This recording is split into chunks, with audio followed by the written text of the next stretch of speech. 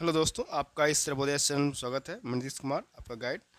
आज हमारा 27 अगस्त है। 27 अगस्त के जो भी न्यूज़ हमारे इंपॉर्टेंस होंगे, चाहे पीटी का स्तर पे या मेंस स्तर पे या इंटरव्यू का स्तर पे, फिर उसको मैं डिस्कस करूंगा आप लोगों के सामने।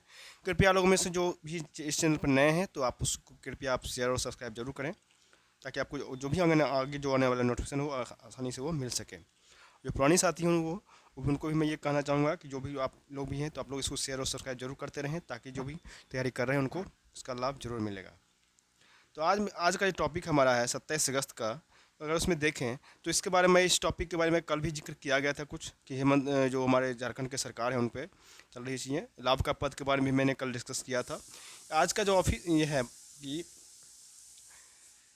क्या कहते हैं, यह है ऑफिस प्रॉफिट के मामले में प्रावधान क्या है। संविधान का अनुच्छेद 102(1)(a) और 191 का एक के अनुसार कोई भी सांसद या विधायक ऐसे किसी पद पर नहीं रह सकता है जहां उसे वेतन भत्ते प्रत्यक्ष और अप्रत्यक्ष या किसी दूसरी तरह के फायदे मिलते हों।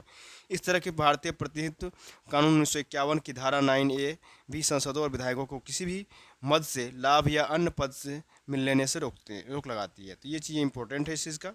हालांकि किस वजह से किया है तो उन्होंने कल बता ही दिया, मैंने कल जिक्र किया था इसके बारे में, उन्होंने किस तरह से इनकी ये मामला चल रहा है चीज़ें।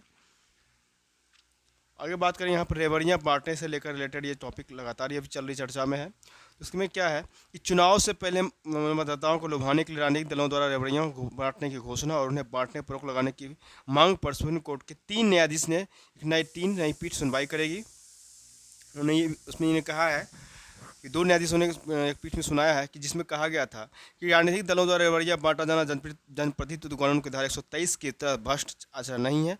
शीर्ष अदालत ने कहा कि रेवड़ियाँ करदाताओं के पैसे से बांटी जाती है और इस कारण राज्य जो है दिवालिया होने की कगार पर पहुंच सकता है। उन्होंने ये भी कहा कि सभी वादों के रेवड़ियों बांटना नहीं कह सकते। उन्होंने ये भी कहा कि सभी वादों को रेवड़ियां बांटना नहीं कह सकते, क्योंकि वे कल्याणकारी राज्य योजनाओं या जन कल्याण के कदमों से जुड़े होते हैं, लेकिन चुनावी वादों की आड़ में राजकोषीय जिम्मेदारी से नहीं बचा सकता। साथ ही ये भी कहा कि ये योजनाएं जो है न सिर्फ सरकारी नीति निर्देशक सिद्धांतों का हिस्सा है, बल्कि कल्याणकारी सरकारी का जिम्मेदारी भी है। तो इस बात को आप देख लेंगे चीज़ों को।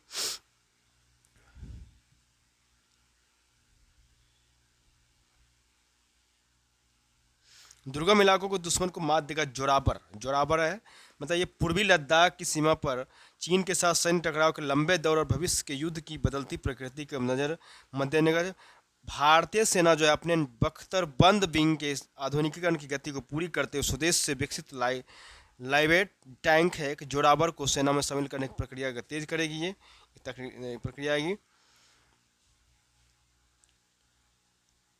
जहाँ तक अगर कामयाब की बात करें, हल्के टैंक भी रहें, जहाँ तक टैंकों की युद्ध में भूमिगत का सवाल है, तो वहाँ भारतीय सेना के अतीत में युद्धों में हल्के टैंकों का सफल प्रयोग किया गया है। द्वितीय विश्व युद्ध के समय में कोहिमा की लड़ाई में 254 भारतीय टैंक ब्रिगेड के स्टुअर्ट टैंकों की तैनाती की गई थी। तो इसके बारे में देखेंगे चाहिए। आगे अगर बात करें यहाँ पे इसकी खासियत क्या है जोरावर का, तो ये जो है हमारा, अगर बात करेंगे इसके बारे में, जोरावर के बारे में, तो क्या है कि make in India tank Zorawar का वजन 25 टन है। यह आर्टिफिशियल इंटेलिजेंस ड्रोन एकीकरण एक सुरक्षा प्रणाली के तहत तमाम आधुनिक तकनीक से सज्जित होगा, और इस टैंक में मिसाइल सिस्टम और मुख्य तोपों सहित अन्य हथियार प्रणाली भी होगा, और हल्का होने के कारण इससे कठिन भौगोलिक इलाकों में कम समय में ले जाना सुलभ होगा। और लाइट वेट टैंक होने के बावजूद दुश्मन पर निशाना साधने में भारी टैंक की क्षमता की तरह कारगर रहेगा। ये बहुत ही इसको इम्पोर्टेंट है, देख लेंगे चीज़ें इसको। 8 और नदियों को जल बंटवारे पर भारत बांग्लादेश में सहमति बन चुकी है। मतलब भारत बांग्लादेश में के बीच 12 वर्षों के लंबे अंतराल के बाद अगर बात करें तो संयुक्त नदी आयोग की 38वीं बैठक हुआ है, और दोनों देशों की जो बैठक हुई उसमें 8 और जो है सो नदी जल बंटवारे की सूची में जोड़ने की सहमति बन गई है। अगले महीने बांग्लादेश जो प्रधानमंत्री हैं शेख हसीना भारत आकर कुशियारा नदी के जल की अंतरिम साझेदारी पर अंतिम स्वीकृति दे सकती है। भारत और बांग्लादेश की कुल 54 मतलब 54 नदियों को साझा करती है, तो इस बात को आप ध्यान देना है। कितना? तो 54। रक्षा सहयोग के लिए टास्क फोर्स गठित करेंगे भारत और तंजानिया। भारत और तंजानिया के बारे में ये है कि दिल्ली और तंजानिया ने भारत और तंजानिया ने द्विपक्षीय रक्षा सहयोग को बढ़ावा देने के लिए 5 साल का खाका तैयार करने के लिए शुक्रवार को टास्क फोर्स गठित करने का फैसला लिया है। यह रक्षा मंत्री राजनाथ सिंह और तंजानिया के उनके समकक्ष एस्टो गवर्नर लॉरेंस टैक्स के बीच व्यापक वार्ता के दौरान यह निर्णय लिया गया।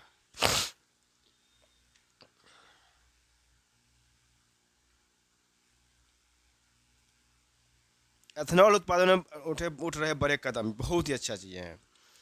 इसकी अगर बात करें, इस पर अगर हम बात करें तो पेट्रोल उत्पादन के आयात खर्च को कम करने और पर्यावरण की चिंता के बीच पेट्रोल में एथेनॉल का मिश्रण जो है देश में किया जा रहा है। अभी तक इसके लिए 10% की सीमा तय है, लेकिन अब केंद्र सरकार इसे 20% तक ले जाना चाहती है। इसके लिए पर्याप्त एथेनॉल का उत्पादन पहली शर्त है। समझे कि देश में मौजूद संसाधनों के बीच 2025 से 26 तक 20% मिश्रण के लिए प्रतिवर्ष कितने एथेनॉल का उत्पादन की आवश्यकता होगी और हम इस दिशा में कैसे आगे बढ़ रहे हैं। इसमें अगर बात करें तो आंकड़े बताते हैं भारत में कुछ वर्षों में एथेनॉल ब्लेडिंग में उल्लेखनीय वृद्धि हुआ है। वर्ष 2013 में 14 में एथेनॉल मिश्रण का आंकड़ा मात्र 1.5% था, इसे बढ़ाकर 18-19 में 5% किया गया। इधर करीब 4 वर्षों में बहुत तेजी से इसमें वृद्धि हुई है। यह आंकड़ा दहाई अंक पर पहुँच गया है। 2013 की अगर इसकी बात करें तो उसमें देश में इथेनॉल का उत्पादन 38 करोड़ लीटर था, जो 5 वर्ष में बढ़कर 1.9 अरब लीटर तक पहुंच गया है। यहीं से इथेनॉल मिश्रण का वर्ष 12 लक्ष्य पाने की उम्मीदें बढ़ती हुई है और हम प्रतिवर्ष लगभग 4 अरब लीटर इथेनॉल का उत्पादन करने लगे हैं।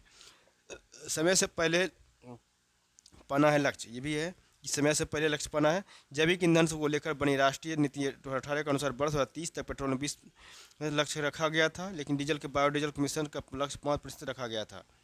इस वर्ष 10% एथेनॉल मिश्रण का लक्ष्य पार करने के बाद अब सरकार ने 20% के अंक तक के लक्ष्य की तरफ तेजी से बढ़ने का निर्णय लिया है। सरकार अब इस लक्ष्य को समय से 5 वर्ष पहले 2025 से 26 तक प्राप्त करने में जुटी हुई है।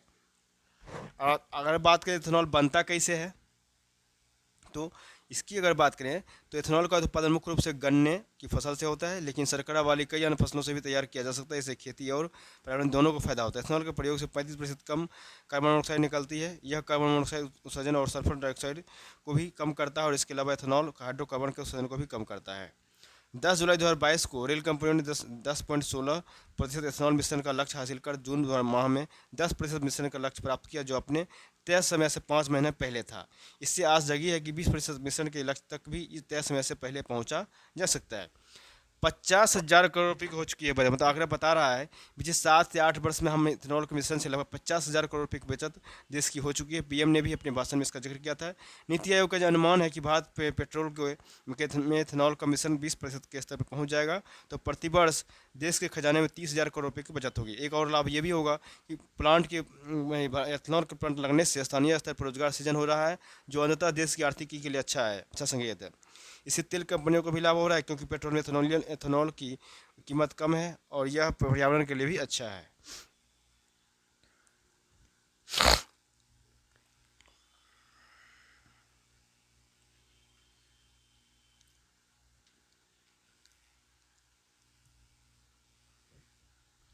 आतंकी फंडिंग पर लगे पूरी तरह से लगाम, इसको आप पढ़ लेंगे, चूँकि मैंने इसको क्या कहते हैं अंडरलाइन कर दिया है। चूँकि अभी जो लगातार जो आतंकवाद की घटना जो घट रही है उसके लेकर है ये, इसको कहाँ से फंडिंग आती है, कैसे क्या गया होता है, तो उसको मैंने कि भारत और रूस के बीच आतंकवाद के खिलाफ पहले से ही समझौता हो चुका है।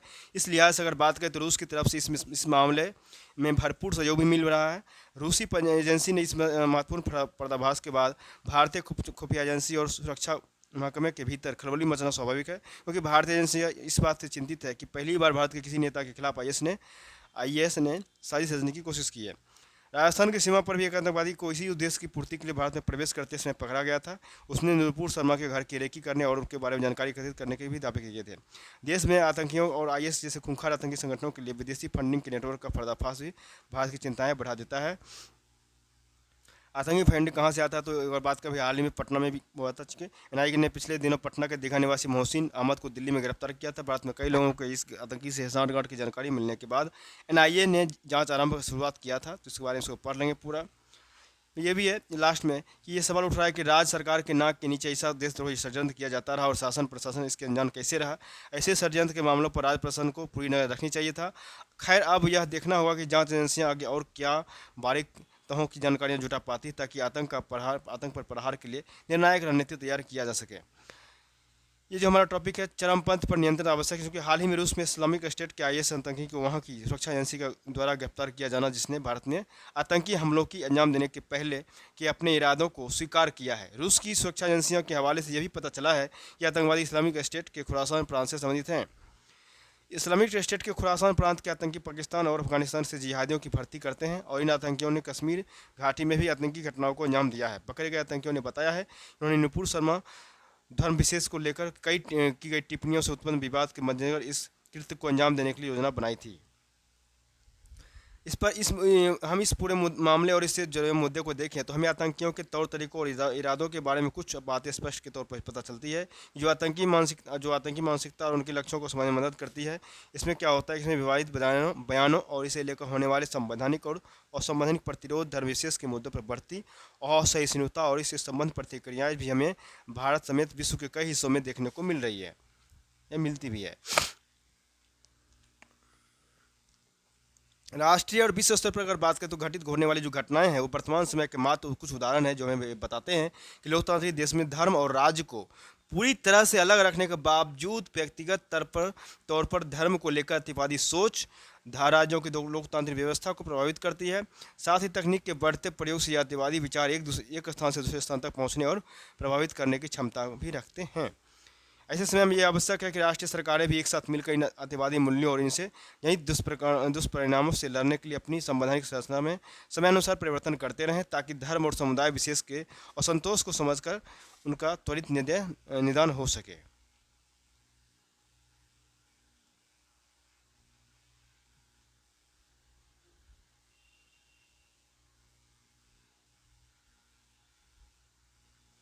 उपयोग में लाया जा चुका है 60% खाद्य तेल पुनः किया जाता है प्रयोग, ये भी चीज़ें हैं।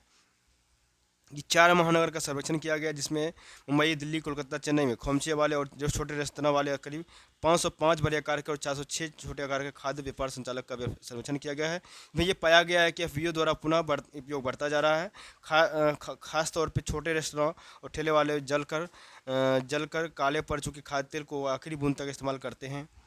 अगर बात करें यहाँ पे बहुत सारी चीज़ में बताया गया है चीज़ें कि बढ़ जाता है पेट और आहार नली के कैंसर होने का खतरा। मतलब सीके बिरले अस्पताल के जठरांत विभाग के निदेशक डॉक्टर अमित जावेद ने बताया कि पुनः उपयोग लाए जाने वाले खाद्य तेल में होने वाले रासायनिक प्रक्रिया से उसके अणु कैंसर हो जाते हैं। खाद्य तेल का पुनः उपयोग किए जाने से पेट के कैंसर और आहार नली के कैंसर के अलावा हृदय संबंधी रोग भी हो सकता है।